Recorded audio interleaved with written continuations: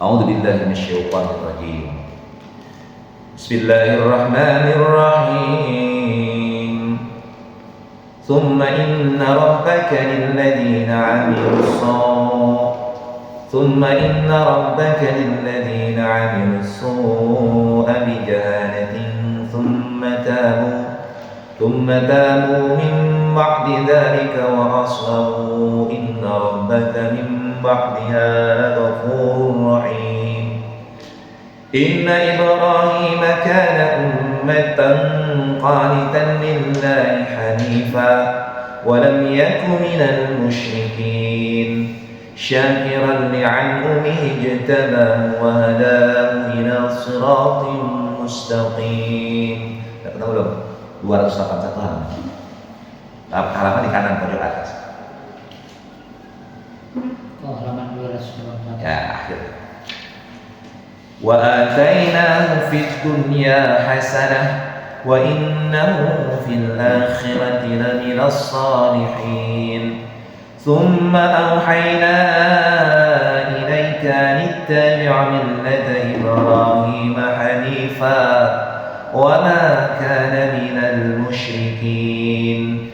Innama ju'ila as-sabtu 'ala alladhina ikhtalafu fihi wa inna rabbaka la yahkumu bainahum yawmal qiyamati fima kanu fihi yakhtalifun. Ud'u ila sabili rabbika bil hikmati wal maw'izati hasanati wajadilhum billati hiya ahsan. Inna rabbaka huwa a'lamu biman dhalla an sabilihi wa huwa a'lamu bil muhtadin. Wa in aqabtum fa'aqibu bimithli ma 'uqibtum bih wa la in sabartum lahuwa khayrun lis-sabirin. Wasbir wa ma sabruka illa billahi wa la tahzan 'alaihim wa la taku fi dhayqin mimma yamkurun. Inna Allaha ma'al ladzina ittaqaw wal ladzina hum muhsinun. Shadaqallahul 'azim. Tsumma inna rabbaka lil ladzina 'amilus su'a bijahalatin tsumma tabu min ba'di dzalika wa aslahu inna rabbaka min ba'diha laghafurur rahim. Nah, ini sebelumnya ada berkaitan tentang karakter Yahudi, ya. Karakter Yahudi, kemudian juga hal-hal yang diharamkan kepada Yahudi. Jadi pertama itu berkaitan dengan yang diharamkan Allah kepada kaum muslimin. Yang diharamkan Allah itu misalnya di ayat yang 115 dulu, bahwa Allah mengharamkan kepada kita bangkai, darah, kemudian daging babi dan apa-apa yang disembelih selain untuk Allah. Tetapi dalam kondisi emergensi atau darurat kita boleh mengkonsumtifnya dengan catatan kedaruratan dan tidak berlebihan. Bukan untuk mengkenyangkan badan tetapi untuk menyelamatkan. Ini misalnya kita dalam kondisi emergensi ada bangkai, ada makanan lagi, bangkai itu maka boleh kita konsumsi tapi hanya sekedar menutupi rasa lapar. Tidak boleh kemudian sampai kenyang gitu. Maka tidak boleh berlebihan dalam kondisi emergensi. Kemudian kita nggak boleh menghalalkan dan mengharamkan sesuatu karena hawa nafsu kita. Halal haram sesuatu itu harus ada ketetapan dari Allah dan Rasulullah. Ini halal, ini haram, gitu. Nggak boleh tuh. Jadi misalnya kita mengharamkan, ada orang mengharamkan rokok, nggak boleh mengharamkan rokok sebelum ada dalil yang mengharamkannya, gitu kan? Kan rokok itu jatuhnya kan bisa halal, bisa haram, bisa makruh. Makruh itu bisa jatuh ke hal yang haram, atau bisa jadi hal yang haram bisa menjadi haram, hal yang halal bisa menjadi haram, gitu. Jadi bisa hukum fikih itu ke kondisi dan situasi bisa berubah dari sesuatu yang halal menjadi haram. Contohnya misalnya yang halal apa? Kita makan makanan buah-buahan, semua buah itu halal, ya kan? nggak ada yang mengharamkan. Tapi karena sabab buah itu diambil dari barang orang menjadi haram, gitu kan?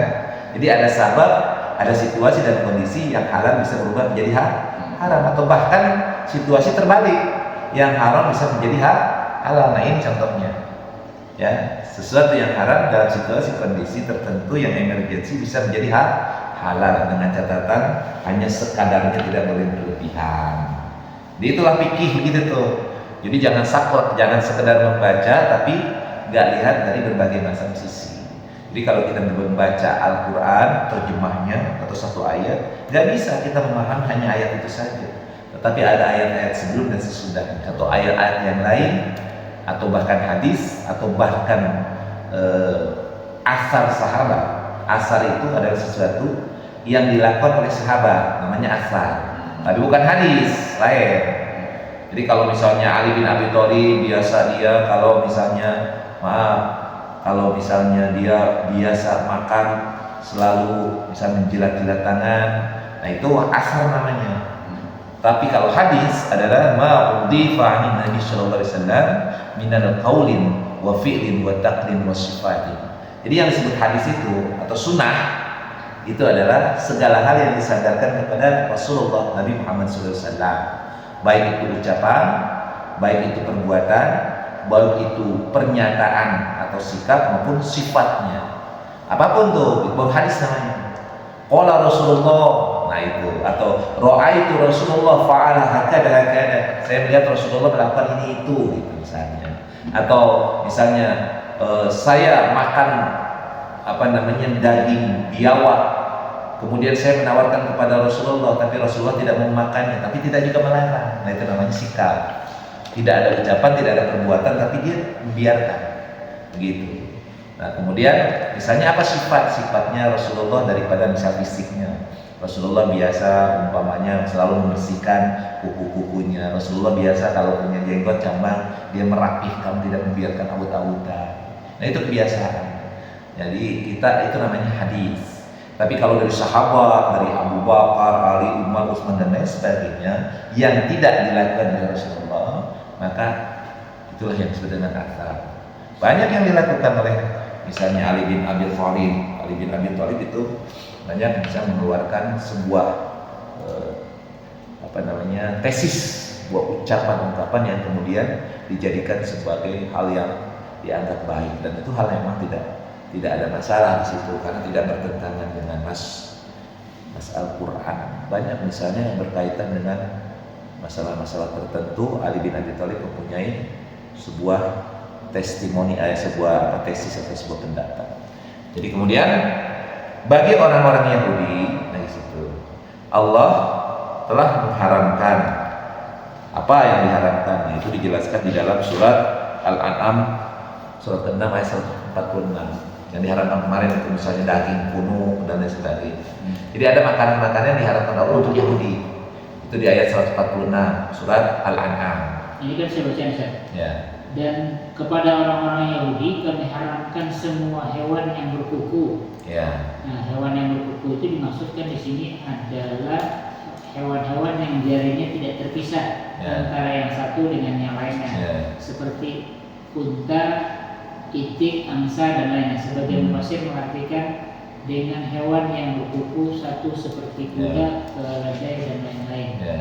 Dan kami haramkan kepada mereka lemak sapi dan domba, kecuali yang melekat di punggungnya atau dalam isi perutnya atau yang bercampur dengan tulangnya. Demikianlah kami menghukum mereka karena kedurhakaannya, dan sungguh kami maha benar. Ya, itu yang diharamkan Allah untuk Yahudi. Dalam surat 6 Al-An'am ayat 146. Nah itu Allah telah mencisahkan itu. Ini di surat An-Nahl ini menjelaskan tentang yang haram untuk Yahudi. Nah, kemudian kata Allah, tidaklah Allah mendolimi mereka, tetapi kezaliman itu dilakukan oleh mereka sendiri. Nah baru masuk ke ayat yang 119-nya, ya kan? Summa inna rabbaka lilladzina 'amilus su', kemudian sesungguhnya Tuhan kamu kepada orang-orang yang mengerjakan keburukan atau mengerjakan kesalahan bijahalah, karena kebodohannya. Summa tabu, kemudian dia taubat ba'da dzalika setelah melakukan amal tersebut, wa aslahu, dan memperbaiki dirinya. Inna rabbaka min ba'diha laghafurur rahim, maka sesungguhnya Tuhanmu setelah hal tersebut terjadi adalah Maha Pengampun lagi Maha Penyayang. Jadi kalau orang melakukan sebuah perbuatan karena dia bodoh, bukan karena dia tahu, karena kebodohannya gitu. Misalnya maaf, dia nggak tahu nih, maaf misalnya makan, tiba-tiba dia makan di dalam kemasan, makanan kemasan, dia makan aja, nggak ngerti itu bahwa itu daging babi gitu. Udah sama makan aja dikasih sama si fulan. Nggak baca dulu karena dia nggak bisa baca. Misalnya ada orang oleh-oleh, misalnya maaf, karena orang-orang Kristen kadang-kadang suka licik tuh orang-orang Yahudi ini, dia bikinlah makanan babi misalnya dengan kemasan kaleng, dibagiinlah sama saudara-saudara kita, ada orang kampung tuh, nggak tahu orang kampung itu daging babi gitu. Udah dimakan aja, enak kan kalau dimakan dengan olahan tertentu. Tiba-tiba dikasih tahu, wah itu daging babi. Nah, yang seperti ini contohnya, dia orang yang melakukan pekerjaan atau sebuah amal, kemudian dilakukan dengan karena dia bodoh, nggak ngerti, kemudian dia bertobat, sudah dia mohon ampunan kepada Allah dan memperbaiki dirinya. Dia tidak akan melakukan hal tersebut dan lebih hati-hati lagi agar tidak melakukan atau mengkonsumsi makanan yang haram, maka Allah mengampuni kesalahan-kesalahan itu, gitu tuh. Tapi yang melakukannya karena kesengajaan dan dia tahu, maka Allah murka dan melaknat. Itu hati-hati tuh. Misalnya sudah tahu kita haram dengan babi, kita makan tanpa ada asbabun dalam kondisi emergensi gitu ya. Sudah tahu daging babi itu kan haram, dalam kondisi tidak ada hal yang membuat bisa menjadi halal, kita makan tuh, enak kali ini. Nah ini Allah murka dan melaknat orang seperti ini, dan itu dikategorikan sebagai dosa yang besar karena melanggar ketetapan. Itu gitu ya. Padahal kalau emergensi boleh, misalnya nggak ada lagi minuman, adanya cuma arak doang, ya udah minum, tapi sekadarnya, tidak boleh berlebihan.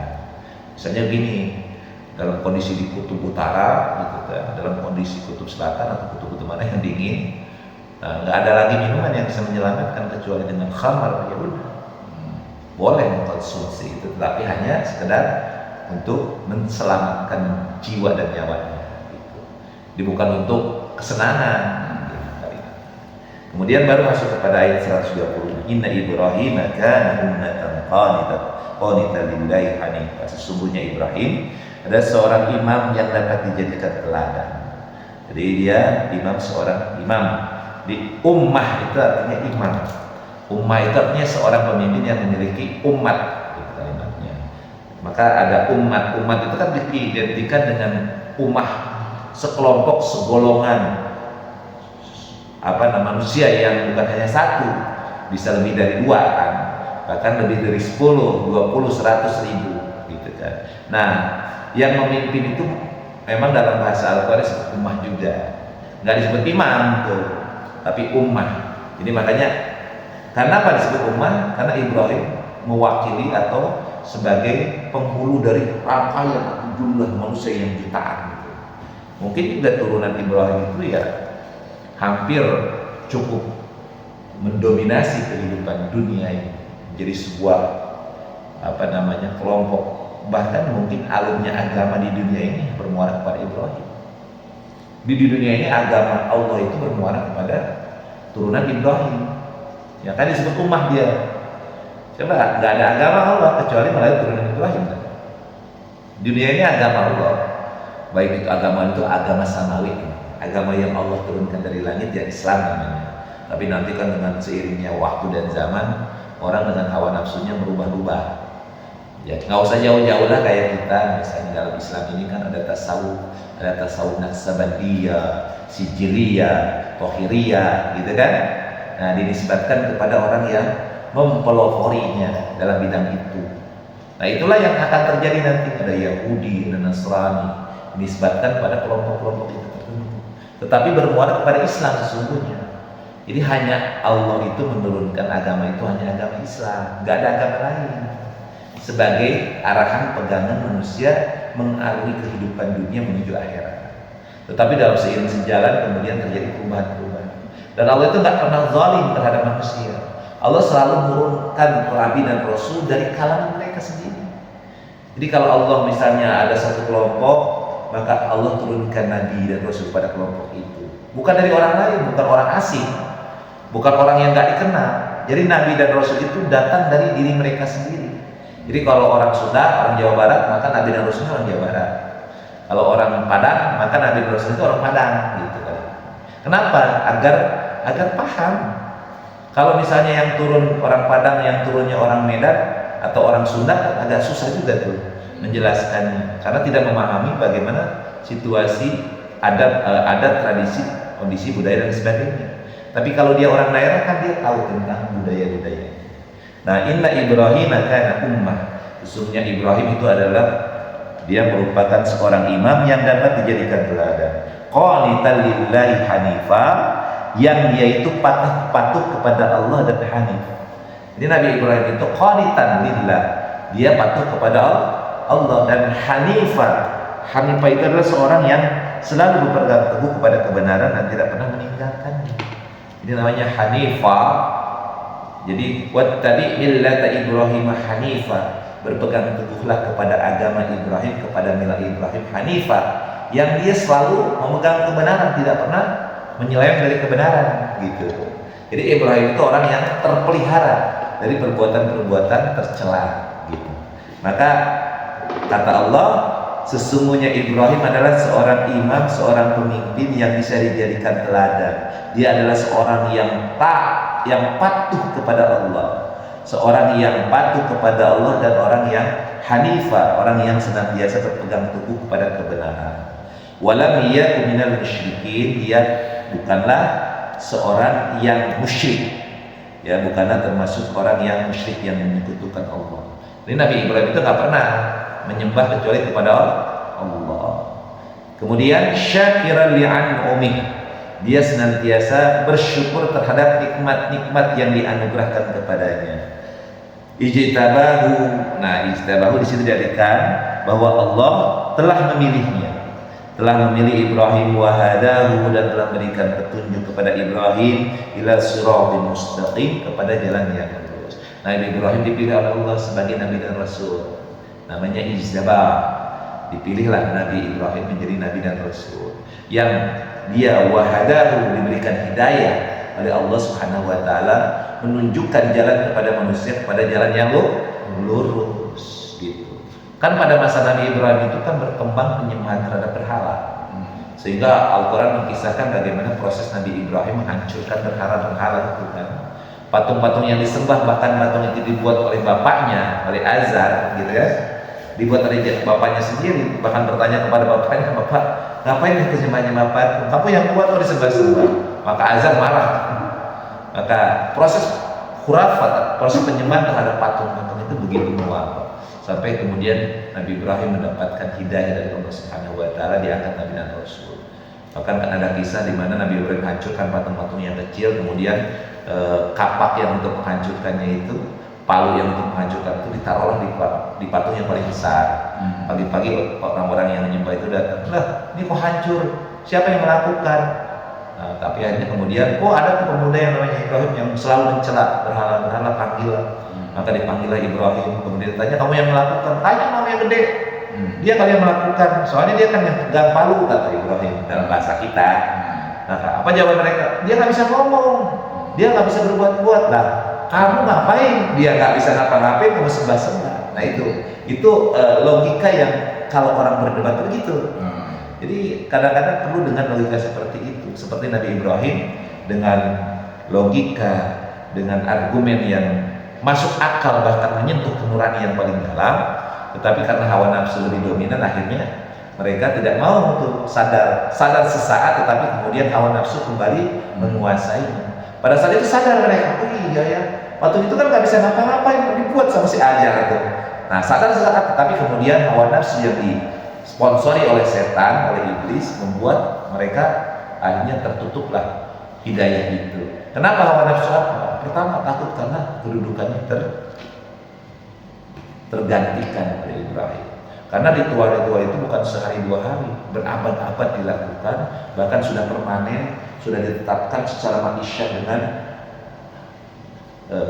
hal-hal yang didapatkan oleh para penghulu-penghulunya. Jadi kalau bahasanya itu udah digaji, ya. Orang udah santai, udah ada yang jadi menteri, udah ada yang jadi deputi, ada yang dirjen. Tiba-tiba ini harus dihancurkan. Kan hilang itu kekuasaan, hilang kekayaan. Itu yang membuat mereka nggak mau menerima Ibrahim. Nah ini yang sering terjadi nih. Kalau kita berdakwah itu kepada orang-orang yang sudah yakin salah, tapi karena dia merasa dia hebat, punya jabatan, punya kekayaan, nggak mau menerima kebenaran. Sebagaimana Ibrahim datang kepada umatnya. Padahal dia tahu umatnya itu bahwa Ibrahim itu benar, tetapi karena hawa nafsunya yang menutupi jiwa dan raganya membuat dia menolak kebenaran itu. Nah kalau orang sudah ini berarti dia akan mendapatkan azab. Jadi kalau kita melihat kehidupan sekarang, ada orang yang pangkatnya tinggi, jabatan tinggi, melakukan kesalahan, kemudian ditegurlah atau dikritiklah atau bahkan dituntut, pasti mencari pembenaran dan pembelaan. Orang seperti ini udah disesatkan oleh setan. Maka orang seperti ini tempatnya tidak lain adalah neraka.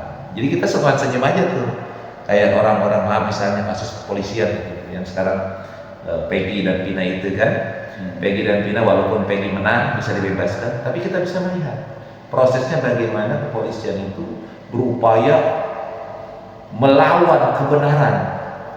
Jadi kebenaran itu sudah sangat mudah di depan mata, tapi ditutup-tutupi. Kenapa? Karena dia merasa harga dirinya, kehormatannya bisa jatuh, bahkan bisa hancur dengan dia berkata jujur.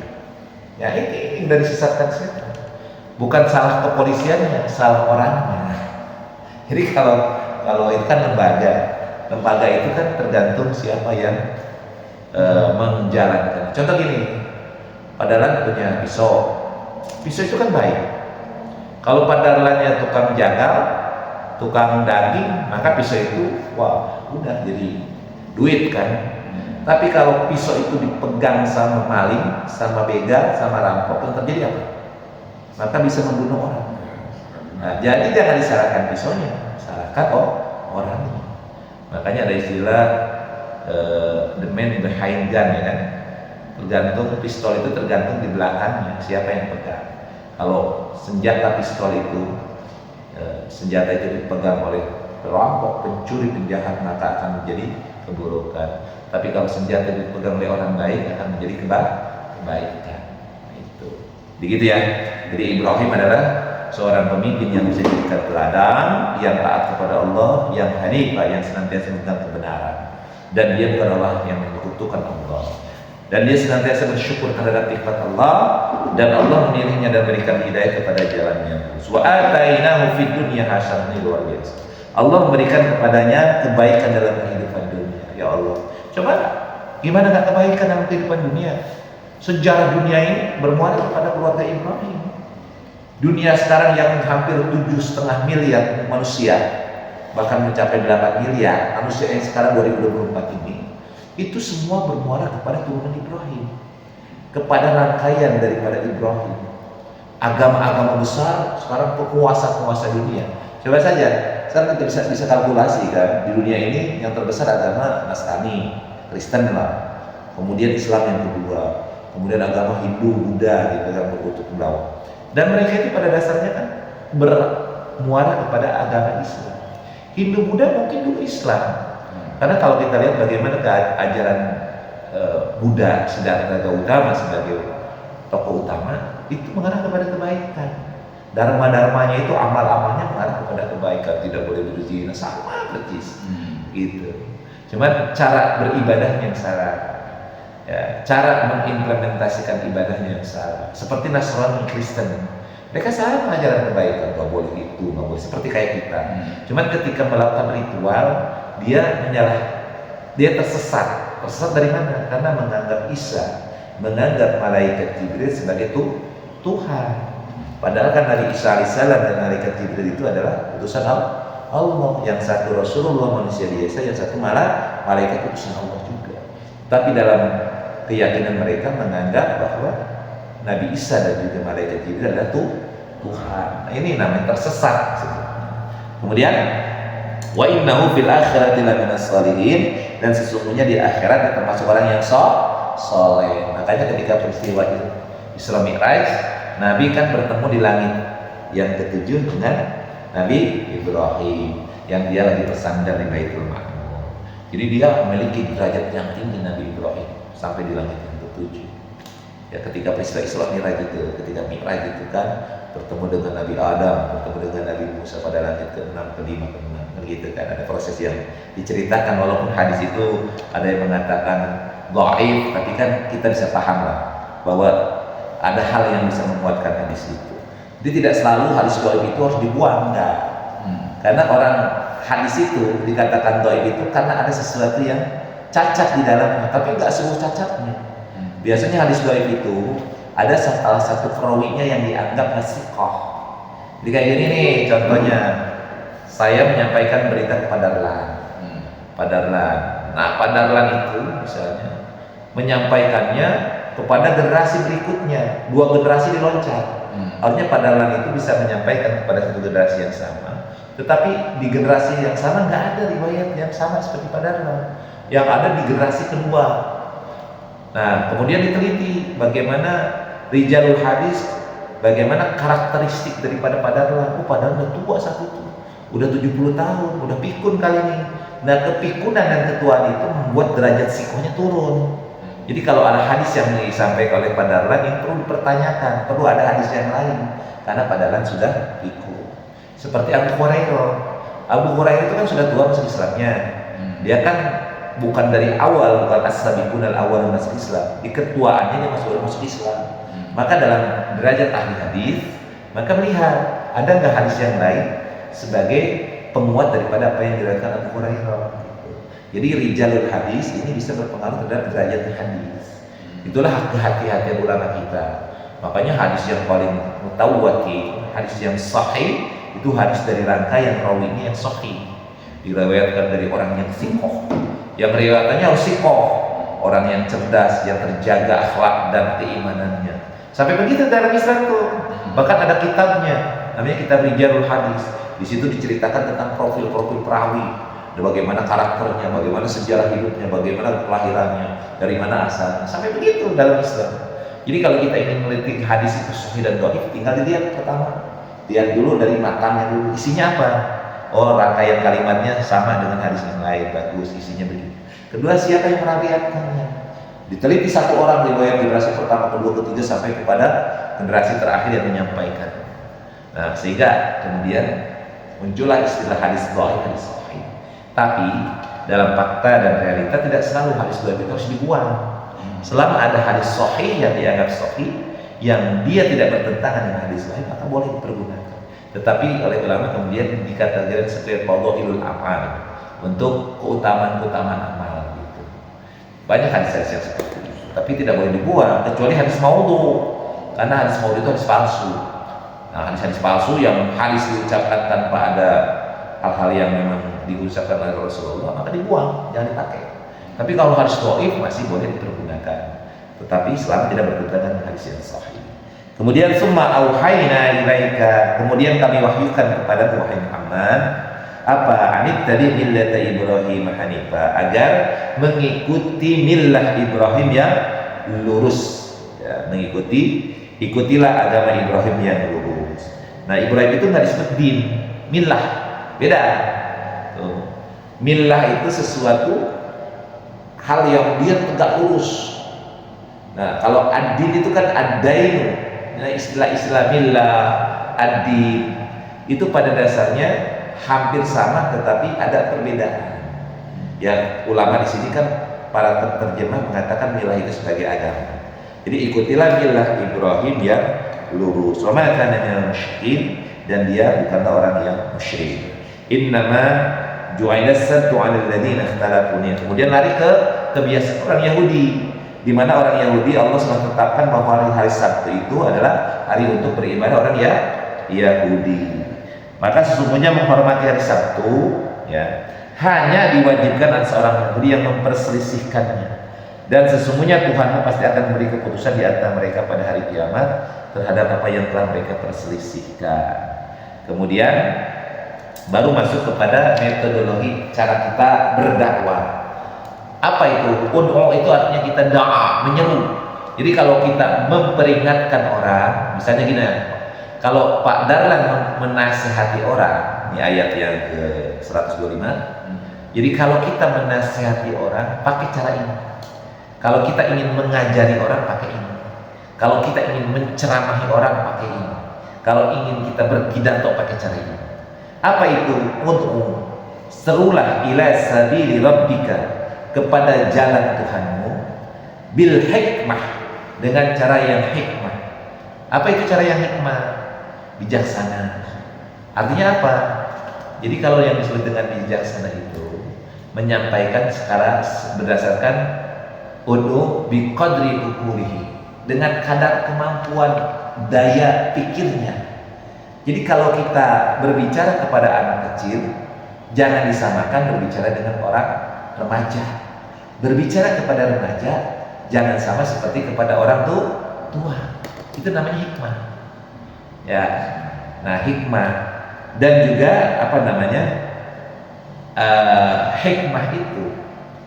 Jadi kalau bijaksana itu kita bicara seperti itu. Kalau misalnya Pak Darlan menasehati anak kecil, anaknya, maka lihat bagaimana caranya, kedepankan bagaimana Luqmanul Hakim ketika berdialog dengan Nabi, ketika Nabi Ibrahim berdialog dengan Ismail, penuh dengan kasih sayang, ya kan, dengan bahasa-bahasa yang lembut.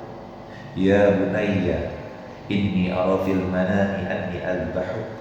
Wahai anakku sayang, aku bermimpi, aku diperintahkan oleh Allah untuk menyembelih. Jadi ingin membunuh tapi dengan santun. Makanya kalau ke anak itu santun, metodologi. Nah, kepada remaja itu kita lihat bagaimana, kepada orang dewasa bagaimana. Itu namanya hikmah.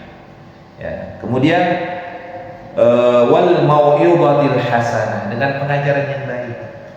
Pengajaran yang baik itu artinya ada keteladanan.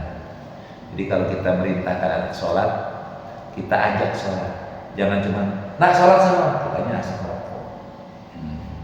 Nah sama, jangan ngerokok, tapi kita merokok. Kamu jangan ngerokok ya, tapi di depan anak kita merokok. Nah itu. Jadi yang disebut wal mau'izatil hasanah, pengajaran yang baik. Ajak kepada kebaikan dan kita sebagai pelopor kebaikan. Kalian bersedekah, sedekah itu akan melapangkan rezeki, sedekah itu merupakan pahala yang besar, tapi kita nggak mau sedekah. Nah, yang terbaik ketika kita menyuruh orang lain bersedekah, kita menjadi orang yang bersedekah terlebih dahulu. Nah, itu namanya pengajaran yang baik. Kemudian ada keteladanan, wajadilhum billati hiya, dan bermujadalah dengan argumen yang terbaik. Artinya gini, kalau kita berdebat dengan orang lain, maka pergunakanlah dalil-dalil. Jangan hawa nafsu. Kalau berdebat kan, kalau kita lihat di TV kan marah-marah ya, bahkan sampai menyerang fisik. Berdebat dengan sikulan-sikulan, sampai menyerang, nggak boleh. Kalau berdebat itu kita debat berdasarkan argumentatif yang ada, dalil-dalilnya apa, yang jadikan rujukannya apa. Nah seperti sekarang kan lagi berdebat nih antara Habaib dengan Wali Songo, ya kan, dimana hasil penelitian Kiai Imaduddin, ya kan, bahwa Habaib itu bukan dzurriyyah Rasulullah, dan itu dihasilkan dari sebuah penelitian tesis, melakukan penelitian terhadap apa? Terhadap kitab-kitab, terhadap manuskrip. Jadi diteliti, ada nggak referensi kitab-kitab tentang kesinambungan nasab daripada Habaib dengan Rasulullah. Ternyata setelah diteliti tidak ada kitab yang secara bersinambung menjelaskan bahwa ada kesinambungan antara Habaib dengan Rasulullah. Ada yang hilang tuh kitab-kitab yang menjelaskan tentang itu. Ada juga kitab yang di kemudian hari dibuat oleh kalangan internal. Nah itu secara ilmiah dibuka diskusi debat, tidak menyerang secara fisik, tapi memang secara kajian ilmiah. Seharusnya dibalas dengan kajian ilmiah juga. Dihadirkan tesis yang sama, antitesis namanya. Dihadirkan karya ilmiah yang sama untuk menentang atau untuk melawan daripada tesisnya Imaduddin. Sebagaimana dulu Ibnu Rushd yang kemudian menyerang, atau Al-Ghazali menyerang, Imam Al-Ghazali menyerang Ibnu Rushd, di mana Ibnu Rushd kemudian diserang oleh Al-Ghazali dengan kitab yang Tahaqqud al-Falasifah, binasalah orang yang berfilsafat. Tapi kemudian Ibnu Rushd membuat Tahaqqud al-Falasifah, binasalah orang yang menyebut binasa orang yang berfilsafat. Itu kajiannya begitu. Jadi kalau orang di debat itu jangan nafsu. Orang di debat udah kalah lah, nafsu, main fisik, main ancem-anceman. Saya laporkan ke polisi, saya begini, saya gerakan massa, itu nggak sehat. Jadi orang yang berpegang teguh kepada Allah, kalau berdebat itu dengan mujadalah billati hiya ahsan, berdebat dengan argumentasi, dengan dalil-dalil. Jadi kalau pada dalam misalnya ada orang ngajak debat, maka dasar rujukannya Al-Quran. Keluarkan ayat Al-Quran, keluarkan al-hadis, keluarkan tafsir-tafsirnya. Nah itu ya. Jadi pada dalam kalau berceramah, berpidato atau menyampaikan sesuatu kebenaran, maka lakukan dengan hikmah, bijaksana. Lakukanlah dengan pengajaran yang baik, ada keteladanan.